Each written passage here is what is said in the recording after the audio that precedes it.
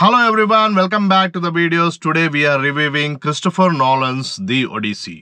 This is one of the most visually breathtaking films Nolan has ever made. ಅಂತದೇನಿದೆ ಈ ಮೂವಿಯಲ್ಲಿ ಅಂತ ಕೇಳೋದಾದ್ರೆ every frame in this movie is massive and the IMAX cinematography is simply spectacular. From the opening sequence to the final act, the scale of the movie is incredibly high. If you ask me why we should watch this movie ಅಂತ ಕೇಳೋದಾದ್ರೆ the answer is very simple. None other than Christopher Nolan movie ಇದು. Christopher Nolan ರವರ ಬಗ್ಗೆ ಹೇಳೋದಾದ್ರೆ ಅವರ ಮೂವಿಗಳ ಲಿಸ್ಟನ್ನು ತೆಗೆದು ನೋಡೋದಾದ್ರೆ ನಾವು ಅದರಲ್ಲಿ ಇಂಟರ್ಸ್ಟೆಲ್ಲಾರ್ ಆಗಿರ್ಬೋದು, ಡನ್ಕಿರ್ಕ್ ಆಗಿರ್ಬೋದು, ಬ್ಯಾಟ್ಮ್ಯಾನ್ ಮೂವಿ ಆಗಿರ್ಬೋದು, ಅದೇ ರೀತಿ ಈಗ ಲೇಟೆಸ್ಟ್ ಆಗಿ ಬಂದಂತಹ ಓಪನ್ ಹೈಮರ್ ಆಗಿರ್ಬೋದು, ಇವೆಲ್ಲ ಒಂದು ಕಾಂಪ್ಲೆಕ್ಸ್ ರೀತಿಯಲ್ಲಿ ನರೇಷನ್ ಇರುವಂತಹ ಮೂವಿ, ಒಂಥರ ಡಿಫ್ರೆಂಟ್ ಆಗಿ ಅದರ ಮೇಕಿಂಗ್ ಇರುವಂತಹ ಮೂವಿ. ಅವರ ಸ್ಪೆಷಾಲಿಟಿನೇ ಅದು. ಒಂಥರ ಕಾಂಪ್ಲೆಕ್ಸ್ ರೀತಿಯಲ್ಲಿ ನಮಗೆ ಸ್ಟೋರಿಯನ್ನ ನಮಗೆ ನರೇಷನ್ ಮಾಡ್ತಾರೆ. ನಮಗೆ ಅದನ್ನ ಅರ್ಥ ಮಾಡ್ಕೊಳ್ಳೋಕ್ಕೆ ನಾವು 2-3 ಸರಿ ಆ ಮೂವಿಯನ್ನ ನೋಡ್ಬೋದು. ಇಂಟರ್ಸ್ಟೆಲ್ಲರ್ ಎಲ್ಲ ಎಷ್ಟೋ ಜನಕ್ಕೆ ಇನ್ನೂ ಅರ್ಥ ಆಗಿಲ್ಲ ಇಂಟರ್ಸ್ಟೆಲ್ಲರ್ ಮೂವಿ. ಆದರೆ ಈ ಮೂವಿಗೆ ಬರೋದಾದ್ರೆ, ನಮ್ಮ ಒಡಿಸಿ ಮೂವಿಗೆ ಬರೋದಾದ್ರೆ, ದಿ ಒಡಿಸಿ ಮೂವಿ ಸಿಂಪಲ್ ಆಗಿ ಮಾಡಿರುವಂಥ ಮೂವಿ, ಎಲ್ಲ ಸಿನಿಮ್ಯಾಟಿಕ್ ಎಕ್ಸ್ಪೀರಿಯನ್ಸ್ ಇರುವಂತಹ ಮೂವಿ.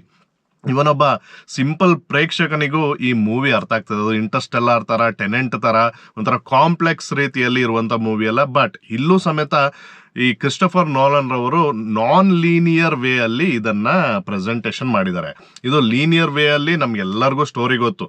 ಈ ಸ್ಟೋರಿ ಏನಪ್ಪಾ ಅಂತಂದ್ರೆ, ಗ್ರೀಕ್ನ 2 ಮಹಾಕಾವ್ಯಗಳನ್ನ ರಚಿಸಿರುವಂತಹ ಹೋಮರ್ ಬಗ್ಗೆ ಎಲ್ಲರಿಗೂ ಗೊತ್ತಿರ್ತದೆ.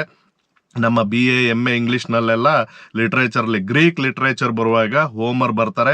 ಹೋಮರ್ನಿಂದ ರಚಿತವಾದಂತಹ 2 ಮಹಾಕಾವ್ಯಗಳು ಈಲಿಯಡ್ ಮತ್ತು ಒಡಿಸಿ. ಈ ಒಂದು ಕಾವ್ಯದ ಹೆಸರನ್ನ ಕೇಳಿರ್ತೀವಿ ಅಥವಾ ಓದಿರ್ತೀವಿ ನಾವು.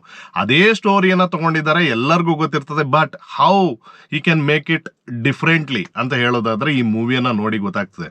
ನಾವು ಗ್ರೀಕ್ನ ಒಂದು ಕಾಲಘಟ್ಟದಲ್ಲಿ ಆ ಒಂದು ಟೈಮ್ ಪೀರಿಯಡ್ ಏನಿತ್ತು ಅದನ್ನ ಅದ್ಭುತವಾಗಿ ತೋರಿಸಿದ್ದಾರೆ. ಎಷ್ಟೋ ಕ್ರಿಟಿಕ್ಸ್ ಬಂತು, ಈ ಗ್ರೀಕ್ನ ಕಲ್ಚರ್ ಅನ್ನ ಎಕ್ಸಾಕ್ಟ್ ಆಗಿ ತೋರಿಸಿಲ್ಲ ಹಾಗೆ ಹೀಗೆ ಅಂತ ಹೇಳಿ. But this is a pure adaptation of Homer's ಒಡಿಸಿಯನ್ನ ಏನು ಹೋಮರ್ ಹೇಳಿದ್ದಾರೆ ಅದು ಬಾಯಿಂದ ಬಾಯಿಗೆ ಬಂದಂತಹ ಇಟ್ಸ್ ಅ ಪೋಮ್. ಅದು ನಮ್ಮಲ್ಲಿ ಮಹಾಭಾರತ, ರಾಮಾಯಣ ಹೇಗಿದೆ ಎಪಿಕ್ಸು, ಅದೇ ರೀತಿ ಗ್ರೀಕರ ಒಂದು ಮೈಥಾಲಜಿಯಲ್ಲಿ ಬರುವಂತಹ ಈ ಒಂದು 2 ಮಹಾಕಾವ್ಯಗಳು ಹೋಮರ್ ರಚಿಸಿರುವುದು 2, ಒಂದು ಈಲಿಯಡ್, ಒಂದು ನಮ್ಮ ಒಡಿಸಿ. Iliad first. ಈ ಈಲಿಯಡ್ ಬಗ್ಗೆ ಹೇಳೋದಾದ್ರೆ, Iliad it is a war between the Greek empire, Greek complete empire ಏನಿರ್ತದೆ ಅದಕ್ಕೂ ಮತ್ತು ಟ್ರಾಯ್ಗೂ ಟ್ರಾಯ್ ಅನ್ನೋದು ಒಂದು ಸಣ್ಣ ಸಿಟಿ, ಇವೆರಡಕ್ಕೂ ನಡುವೆ ಬರುವಂತಹ ಒಂದು ಮಹಾ ಯುದ್ಧ. ಅದು 10 ವರ್ಷಗಳ ಕಾಲ ನಡೆದಂತಹ ಯುದ್ಧ. ಕಾರಣ ಏನಪ್ಪಾ ಅಂತಂದ್ರೆ, ಒಂದು ಸಿಂಪಲ್ ಸಿಲ್ಲಿ ರೀಸನ್ ಅದು ಅಂತಂದ್ರೆ, ಗ್ರೀಕ್ನ ಒಬ್ಬ ರಾಜ ಇರ್ತಾನೆ ಮೆನಲಸ್ ಅಂತ ಹೇಳಿ. ಮೆನಲಸ್ ಮತ್ತೆ ಅಗಮೆಮ್ನಾನ್ ಅನ್ನುವಂತ 2 ಅಣ್ಣ ತಮ್ಮದಿರು. ಅಗಮೆಮ್ನಾನ್ ಸಖತ್ strong character, is a chief commander of Greek ಆಗಿರ್ತಾರೆ. ಇವನ ತಮ್ಮನ ಹೆಂಡತಿ ಎಲನ್ ಆಫ್ ಸ್ಪಾರ್ಟಾ.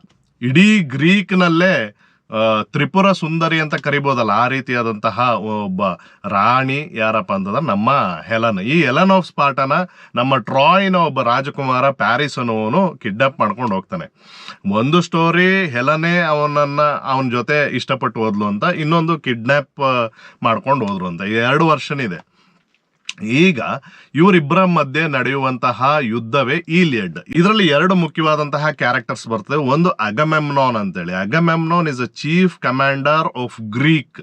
ಅಲ್ಲೇ ಗ್ರೀಕ್ ನಲ್ಲಿ ಬರುವಂತ ಅಕ್ಕಿಲೀಸ್ ಅಂತ ಹೇಳುವಂತ ಇನ್ನೊಬ್ಬ ವಾರಿಯರ್ ಇರ್ತಾನೆ. ಅವರಿಬ್ಬರ ಮಧ್ಯೆ ಒಂಥರ ಈಗೋ ಕ್ಲಾಶಸ್ ನಡೀತಾ ಇರ್ತದೆ. ಇದು ನಮ್ಮ ಈಲಿಯಡ್ ನಲ್ಲಿ ಮೇಯ್ನ್ ಆಗಿ ಫೋಕಸ್ ಆಗಿರುವಂತದ್ದು. ಆ ಒಂದು ಈಲಿಯಡ್ ನ ಹೀರೋ ಯಾರಪ್ಪ ಅಂತಂದ್ರೆ ಅಕ್ಕಿಲೀಸ್ ಅಂತ ಹೇಳ್ಬೋದು.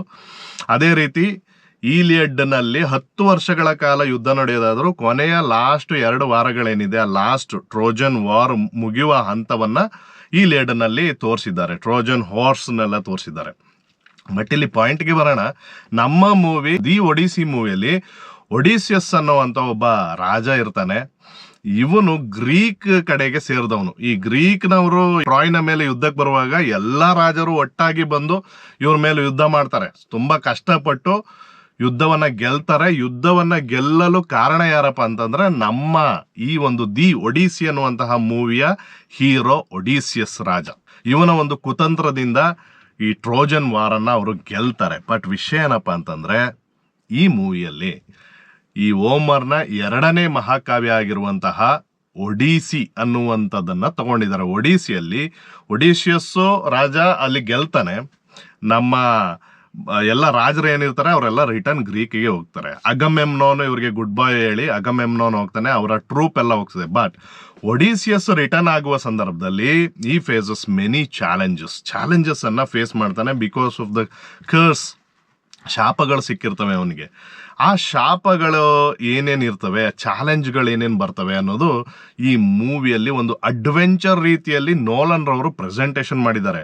ಅದು ಬುಕ್ ಓದುವಾಗ ನಮಗೆ ಸಿಂಪಲ್ ಆಗಿ ಅನ್ನಿಸ್ತದೆ, ಬಟ್ ಈ ಮೂವಿಯಲ್ಲಿ ಆ ಡೈರೆಕ್ಷನ್ ಮಾಡಿರುವಂತಹ ರೀತಿ ಏನಿದೆ, ಆ ಒಂದು ಚಾಲೆಂಜಸ್ ಅನ್ನ ಅವರು ಎದುರಿಸೋದು. ಸೈಕ್ಲೋಪ್ಸ್ ಅಂತ ಹೇಳಿ ಒಂದು ಮಾನ್ಸ್ಟರ್ ಸಿಗ್ತಾರೆ ಒಂದು ಐಲ್ಯಾಂಡ್. ಈಗ ನಾವು ಸಮುದ್ರಯಾನ ಮಾಡಬೇಕಾದ್ರೆ if we are in a voyage will get islands in between. ಐಲ್ಯಾಂಡ್ಸ್ಗಳು ಏನು ಸಿಗ್ತವೆ, ಐಲ್ಯಾಂಡ್ಸ್ಗಳಿಗೆ ಇವರು ಊಟಕ್ಕಾಗಿ ಒಂದು ಬ್ರೇಕ್ ಬೇಕಲ್ಲ ನಮಗೆ, ಆ ಬ್ರೇಕ್ಗೋಸ್ಕರ ನಿಲ್ಲಿಸುವಂತಹ ಟೈಮ್ನಲ್ಲಿ ಆ ಒಂದು ಐಲ್ಯಾಂಡ್ಸ್ ಎಲ್ಲ ಮಿಸ್ಟೀರಿಯಸ್ ಆದಂಥ ಐಲ್ಯಾಂಡ್ಸ್, ಅದನ್ನೆಲ್ಲ ಅದ್ಭುತವಾಗಿ ತೋರಿಸಿದ್ದಾರೆ.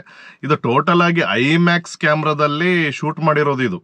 ಇದನ್ನ ನೋಡ್ಲಿಕ್ಕೆ ನಮಗೆ ಐಮ್ಯಾಕ್ಸ್ ಥಿಯೇಟರ್ಸೇ ಬೇಕು. ಬಟ್ ಐಮ್ಯಾಕ್ಸ್ ಥಿಯೇಟರ್ಸು ಅನ್ಫಾರ್ಚುನೇಟ್ಲಿ 41 ಥಿಯೇಟರ್ಸ್ ಅಷ್ಟೇ ಇರೋದು ಅಕ್ರಾಸ್ ದ ವರ್ಲ್ಡ್. ಇಂಡಿಯಾದಲ್ಲಿ ಎಷ್ಟಿದೆ ಅಂತ ನನಗೆ ಗೊತ್ತಿಲ್ಲ. ಬಟ್ ನಾವು ಸಾಮಾನ್ಯವಾದಂತಹ ಥಿಯೇಟ್ರಲ್ಲಿ ನೋಡಿದ್ರು ಸಮೇತ ನಮಗೆ ಆ ಒಂದು ಥೀಮ್ ಏನಿದೆ, ಆ ವಿಶ್ವಲ್ ಆ ಟ್ರೀಟ್ಮೆಂಟ್ ಏನಿದೆ, ಅದು ನಮಗೆ ನಿಜವಾಗ್ಲೂ ಅದು ನಮಗೆ ಮನ ತಟ್ತದೆ. ಬ್ಯೂಟಿಫುಲ್ ಆಗಿ ಅದು ಪಿಕ್ಚರೈಸೇಷನ್ ಮಾಡಿದ್ದಾರೆ. ಅದ್ಭುತವಾದ ಫಿಲಮ್ಗಳನ್ನು ನೋಲನ್ ರವರು ಈಗಾಗಲೇ ಮಾಡಿದ್ದಾರೆ. ಇಂಟರ್ಸ್ಟೆಲ್ಲಾರ್ ಎಲ್ಲ ನಮ್ಗೆ ಅರ್ಥನೇ ಆಗೋದಿಲ್ಲ ಅಂಥ ಒಂದು ಮೂವಿ ಆದರೂ ಸಮೇತ. ನಾನು ಭಾಳಷ್ಟು ಗುಡ್ ಮೂವೀಸನ್ನು ಇಂಗ್ಲೀಷ್ನಲ್ಲಿ ನೋಡಿದ್ದೀನಿ. ಟೈಟಾನಿಕ್ ಆಗಿರ್ಬೋದು, ಆ ಕಾಲದ ಜುರಾಸಿಕ್ ಪಾರ್ಕ್ ಆಗಿರ್ಬೋದು, ಇವೆಲ್ಲ ನೋಡ್ಕೊಂಡು ಬಂದಿದ್ದೀನಿ. ಬಟ್ ಈ ಒಂದು ಮೂವಿ ಇದೆಯಲ್ಲ, ಅದ್ಭುತವಾದಂತಹ ಮೂವಿ. ನಮ್ಮ ಕ್ರಿಸ್ಟಫರ್ ನೋಲನ್ ರವರು ಡೈರೆಕ್ಟ್ ಮಾಡಿರುವಂತಹ ದಿ ಒಡಿಸಿ ಅನ್ನುವಂತಹ ಮೂವಿ. ಇದರಲ್ಲಿ ಕೇವಲ ಒಂದು ಅಡ್ವೆಂಚರ್ ಮಾತ್ರ ಅಲ್ಲ, ವಿ ಕ್ಯಾನ್ ಸಿ ಈ ನಮ್ಮ ಒಡಿಶಿಯಸ್ ಕ್ಯಾರೆಕ್ಟರ್ನ ಮಾಡಿರೋದು ನಮ್ಮ ಮ್ಯಾಟ್ ಡ್ಯಾಮನ್ ರವರು ಸೂಪರ್ ಆಗಿ ಆಕ್ಟ್ ಮಾಡಿದ್ದಾರೆ ಆಸ್ ಒಡಿಶಿಯಸ್. ಅದೇ ರೀತಿ ಅವರ ಹೆಂಡತಿಯ ಪಾತ್ರವನ್ನು ಮಾಡಿರೋದು ನನ್ನ ಪರ್ಸನಲ್ ಫೇವ್ರೇಟ್ ಅನಾ ಹ್ಯಾಥ್ವೆ. ಸಖತ್ ಅಂದರೆ ಶೀ ಈಸ್ ಗಾರ್ಜಿಯಸ್ ಸೂಪರ್ ಆಗಿ ಆಕ್ಟ್ ಮಾಡಿದ್ದಾರೆ. ಅವರು ಎಂಥ ಅದ್ಭುತವಾದಂಥ ಆಕ್ಟ್ರೆಸ್ ಅಂತಂದರೆ, ಇಲ್ಲಿ 2 ಪೇಸ್ ಬರ್ತದೆ. ಒಂದು ಒಡಿಸಿಯಸ್ ಜೊತೆಗೆ ಆ ಒಂದು ಅರ್ಲಿ ಪೀರಿಯಡ್ ಯುದ್ಧಕ್ಕೆ ಹೋಗೋದಕ್ಕಿಂತ ಮುಂಚೆ she is gorgeous, simply beautiful. ಅವರ ಆ್ಯಕ್ಟಿಂಗ್, ಗಂಡನನ್ನ ಯುದ್ಧಕ್ಕೆ ಕಳಿಸ್ಬೇಕಲ್ಲ, ಆ ಸಂದರ್ಭದಲ್ಲಿ ಬರುವಂಥ ಇಮೋಷನ್ಸ್ ಎಲ್ಲ ಅದ್ಭುತವಾಗಿ ಮೂಡಿ ಬಂದಿದೆ. ಅದೇ ರೀತಿ 10 ವರ್ಷಗಳ ನಂತರ, ಯುದ್ಧವಾದ ನಂತರ ಒಡಿಸಿಯಸ್ ಬಂದೇ ಬರ್ತಾನೆ ಅಂತ ಕಾಯ್ತಾ ಇರ್ತಾಳೆ. ಬಟ್ ಅನ್ಫಾರ್ಚುನೇಟ್ಲಿ ಒಡಿಸಿಯಸ್ಗೆ ಬರ್ಲಿಕ್ಕೆ ಆಗೋದಿಲ್ಲ. ಅವನಿಗೆ ಶಾಪ ಇರ್ತದೆ. ಇನ್ನೊಂದು 10 ವರ್ಷಗಳ ಕಾಲ ಅವನು ಈ ಒಂದು ಸಮುದ್ರಯಾನದಲ್ಲೇ ಅವನು ಅಲ್ಲಿ ಸ್ಟಕ್ ಆಗಿರ್ಬೇಕಾಗ್ತದೆ. ಬಟ್ ಇವನು ಬರ್ತಾನೋ ಇಲ್ವೋ ಅಂತೇಳಿ ಕಾಯ್ಕೊಂಡಿರುವಂತಹ ಸಂದರ್ಭ ಇದೆಯಲ್ಲ, ಆ ಎಮೋಷನ್ಸು, ನಮ್ಮ ಒಡಿಶಿಯಸ್ನ ನೆನೆಸ್ಕೊಳ್ಳುವಂತಹ ರೀತಿ. ಒಡಿಶಿಯಸ್ ಕೊನೆಗೆ ಡಿಸ್ಕೈಸಲ್ಲಿ ಬರ್ಬೇಕಾದ್ರೆ ಅವ್ನು ನೋಡಿದ ತಕ್ಷಣ ಅವಳಿಗೆ ಈಗ ಗಂಡ ಬಂದ ಆಫ್ಟರ್ 20 years ಅನ್ನುವಾಗ ಅವನು ಯಾವುದೋ ವೇಷದಲ್ಲಿದ್ದಾನೆ, ಅವ್ನಿಗೆ ಗೊತ್ತೇ ಆಗೋದಿಲ್ಲ ಇವನು ಗಂಡ ಅಂತೇಳಿ. ಬಟ್ ಅವಳಿಗೆ ಫಸ್ಟ್ ಸೈಟಲ್ಲೇ ಆ ಮನಸ್ಸಿನಲ್ಲೇ ಆಗುವಂತಹ ಚೇಂಜಸ್ ಇದೆಯಲ್ಲ, that we could see in our face and in our eyes. Super ಆಗಿ ಅವ್ರ ಆ್ಯಕ್ಟಿಂಗನ್ನು ಮಾಡಿದ್ದಾರೆ. ನಾವು ನಿಜವಾಗ್ಲೂ ಕ್ಲಾಪ್ ಮಾಡಿಬಿಡ್ತೀವಿ ಕೆಲವೊಂದು ಸೀನ್ಸ್ ಬಂದಾಗ, ನಾವು ಅಳ್ತೀವಿ ಅಂಥ ಒಂದು ಸಿನಿಮ್ಯಾಟಿಕ್ ಎಕ್ಸ್ಪೀರಿಯನ್ಸ್. ಅದೇ ರೀತಿ ಇವರ ಮಗನ ಪಾತ್ರವನ್ನು, ಟೆಲಿಮ್ಯಾಕಸ್ ಅಂತ ಹೇಳಿ ಇವರ ಮಗ, ನಮ್ಮ ಫೆನಲೋಪ್ ಮತ್ತು ನಮ್ಮ ಒಡಿಶಿಯಸ್ನ ಮಗ ಟೆಲಿಮ್ಯಾಕಸ್ನ ಕ್ಯಾರೆಕ್ಟರ್ ಮಾಡಿರೋದು ನಮ್ಮ ಟಾಮ್ ಹಾಲೆಂಡ್. ನಮ್ಮ ಸ್ಪೈಡರ್ ಮ್ಯಾನ್ ಗೊತ್ತಲ್ಲ, ಸ್ಪೈಡರ್ ಮ್ಯಾನ್ ಹೀರೋ, ಅವರು ಸಖತ್ತಾಗಿ ಆ್ಯಕ್ಟ್ ಮಾಡಿದ್ದಾರೆ. ಅಪ್ಪನ ಹುಡುಕುವಂತಹ ಒಂದು ಮಗ, ಅಪ್ಪನ ಬರುವಿಕೆಗಾಗಿ ಕಾಯ್ತಾ ಇರುವಂತಹ ಮಗ. ಆ ಥೀಮ್ ಏನಪ್ಪ ಅಂತಂದರೆ ಹೋಪ್.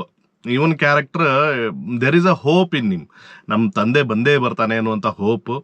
ನಮ್ಮ ಫೆನಲೋಪಿದು ಕ್ಯಾರೆಕ್ಟರ್ ಹನಾ ಹ್ಯಾಥ್ವೆ ಮಾಡಿರೋದು, ಶಿ ಈಸ್ ವೆಯ್ಟಿಂಗ್. ಸಿ ಲೈಫಲ್ಲಿ ವಿ ಹ್ಯಾವ್ ಟು ವೆಯ್ಟ್ ಅನ್ನೋದನ್ನ ಥೀಮನ್ನು ತೋರಿಸಿದ್ದಾರೆ. ಅದೇ ರೀತಿ ಒಡಿಸಿಯಸ್ನ ಕ್ಯಾರೆಕ್ಟರ್ ಇಲ್ಲಿ ನಮ್ಗೆ ಏನೇ ಆದರೂ we should go back to our home ಅನ್ನುವಂಥ ಫೀಲಿಂಗ್ ಇದೆಯಲ್ಲ, we should reach that goal ಅನ್ನುವಂಥದ್ದು ಇದೆಯಲ್ಲ, ಆ ಒಂದು ಥೀಮನ್ನು ಇವರ ಪಾತ್ರದ ಮುಖಾಂತರ ಅವರು ತೋರಿಸಿದ್ದಾರೆ, ಡೈರೆಕ್ಷನನ್ನು ಮಾಡಿದ್ದಾರೆ. ಸಿನಿಮಾಟೋಗ್ರಫಿ ಬಗ್ಗೆ ಹೇಳೋದೇ ಬೇಡ ಇಲ್ಲಿ, ಯಾಕಂತಂದ್ರೆ ನಾವು ಅದನ್ನು ಎಕ್ಸ್ಪ್ಲೈನ್ ಮಾಡಲಿಕ್ಕೆ ಆಗೋದಿಲ್ಲ. ಅದು CG ಅಲ್ಲಿ ತೆಗೆದಿದ್ದಾರೋ ಅಥವಾ ರಿಯಲ್ ಆದಂತಹ ಲೊಕೇಶನ್ಸ್ಗೆ ಹೋಗಿ ಅದನ್ನು ಶೂಟ್ ಮಾಡಿದ್ದಾರೋ ಅನ್ನೋದು, ಇದೆಲ್ಲ ಸಿಕ್ಕಾಬಟ್ಟೆ ಲೊಕೇಶನ್ಸ್ಗೆ ಹೋಗಿದ್ದಾರೆ. ಸಹರಾ ಮರುಭೂಮಿ ಇದೆ, ಅದೇ ರೀತಿ ಬೇರೆ ಬೇರೆ ಪ್ಲೇಸಸ್ಸು, ಬ್ಯೂಟಿಫುಲ್ ಪ್ಲೇಸಸ್ಸು. ನಮಗೆ ಒಂದು ವಿಜುವಲ್ ಟ್ರೀಟ್ ಅದು ಐಮ್ಯಾಕ್ಸ್ ಥಿಯೇಟ್ರಲ್ಲಿ ನೋಡಿದ್ರೆ ಅದ್ಭುತವಾದಂಥ ಎಕ್ಸ್ಪೀರಿಯನ್ಸ್ ಇರ್ತದೇನೋ, ನನಗೆ ಗೊತ್ತಿಲ್ಲ. ಇಲ್ಲಿವರೆಗೂ ಒಂದು ಐಮ್ಯಾಕ್ಸ್ ಥಿಯೇಟ್ರಲ್ಲಿ ನಾನು ನೋಡಿಲ್ಲ.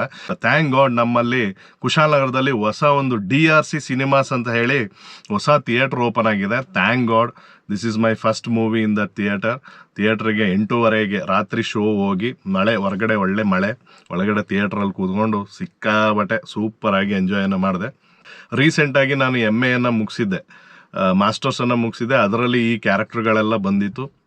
ಎಕ್ಸಾಮ್ಗೋಸ್ಕರ ಅದನ್ನು ಕಲಿತು ಅದನ್ನು ಬರೆದಿದ್ದೆ. ಬಟ್ ಅದನ್ನು ಗ್ರೀಕ್ನ ಆ ಒಂದು ಟೈಮ್ ಇದೆಯಲ್ಲ, 8ನೇ ಶತಮಾನ 7ನೇ ಶತಮಾನದಲ್ಲಿ ಇದ್ದಂತಹ ಗ್ರೀಕ್, ಈ ಒಂದು ಒಡಿಶಿಯಸ್ನ ಒಂದು ಕತೆ, ಇದನ್ನೆಲ್ಲ ನಾವು ವಿಜುವಲೈಸ್ ಮಾಡ್ಬೇಕಾದ್ರೆ ಸಿಗುವಂತಹ ಅನುಭವ, ಅದು ಕ್ರಿಸ್ಟೋಫರ್ ನೋಲನ್ ಡೈರೆಕ್ಟ್ ಮಾಡ್ತಾ ಇರ್ಬೋದು.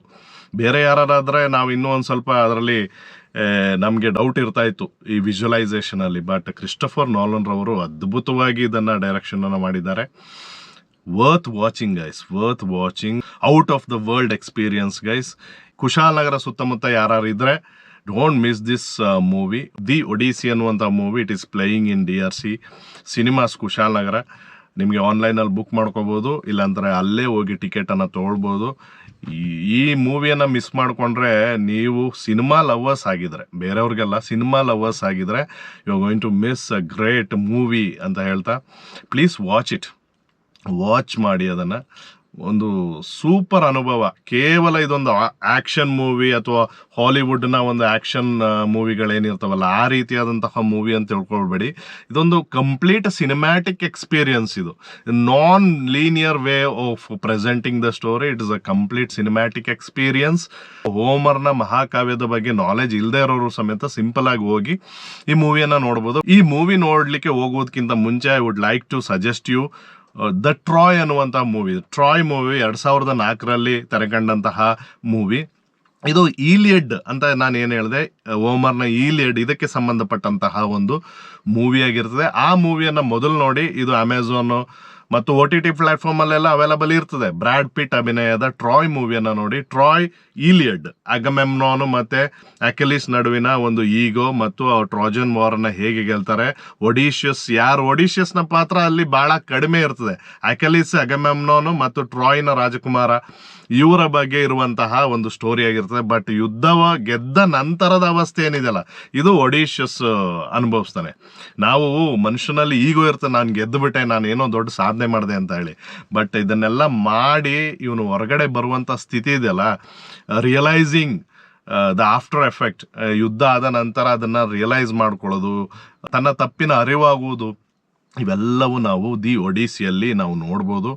ಗ್ರೇಟ್ ಲವ್ ನೋಡ್ಬೋದು, ಫ್ಯಾಮಿಲಿಯನ್ನ ಒಂದು ಇಮೋಷನ್ಸ್ ನೋಡ್ಬೋದು, ಫ್ಯಾಮಿಲಿ ಬಾಂಡ್ ನೋಡ್ಬೋದು, true love between husband and wife ನೋಡ್ಬೋದು, ನಾವು ಟ್ರೂ ಅಫೆಕ್ಷನ್ ಆಫ್ ಸನ್ ನೋಡ್ಬೋದು. ಇವನ್ನೆಲ್ಲವನ್ನು ಒಟ್ಟಾರೆಯಾಗಿ ನಾವು ಈ ಒಂದು ದಿ ಒಡಿಸಿ ಅನ್ನುವಂತಹ ಮೂವಿಯಲ್ಲಿ ನೋಡ್ಬೋದು ಅಂತ ಹೇಳ್ತಾ, ನಿಮ್ಮ ಪಕ್ಕದ ಥಿಯೇಟರ್ಸ್ನಲ್ಲಿ ದಿ ಒಡಿಸಿ ಮೂವಿ ರನ್ ಆಗ್ತಾ ಇದ್ರೆ as soon as possible get the ticket and watch the movie and get that beautiful experience. See you in my next videos.